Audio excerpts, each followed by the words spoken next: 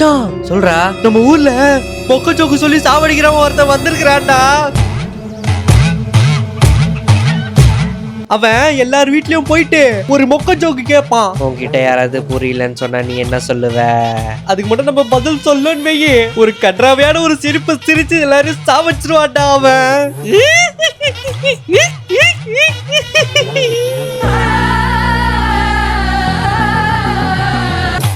அவனுக்கு ஒரு வீக்னஸ் இருக்கு. அவன் கேக்குற மொக்க ஜோக்கு நம்ம கரெக்டா பதில் சொல்லிட்டோம்னே, ஸ்பாட்லயே அவன் கை கால் ஈத்துக்கிட்டு செத்துருவான். மச்சான் அவன் வந்து வீட்டு காலிங் மேல தட்டுவான்.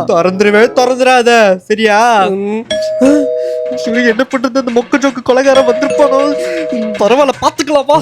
ஏய், உன்கிட்ட யாராவது புரியலன்னு சொன்னா நீ என்ன சொல்லுவ? புரியலன்னா பொங்கல் சாப்பிடுங்கன்னு சொல்லுவேன். எப்படா கரெக்டா பதில் சொன்ன? ஒரு ஃப்ளோல அச்சு விட்ட. இருடா, இந்த கேள்வியில நீ மாட்டிப்ப. நீ உன் ஃப்ரெண்டு கூட இருக்க, அந்த ஃப்ரெண்டு இன்னொரு ஃப்ரெண்டை கூப்பிட, உன்கிட்ட அந்த ஃப்ரெண்டுக்கு போன் அடின்னு சொல்லுவான். அப்ப நீ என்ன பண்ணுவ? இதான் பண்ணுவேன். எப்படா எல்லா மக்களுக்கும் கரெக்டா பதில் சொல்ற?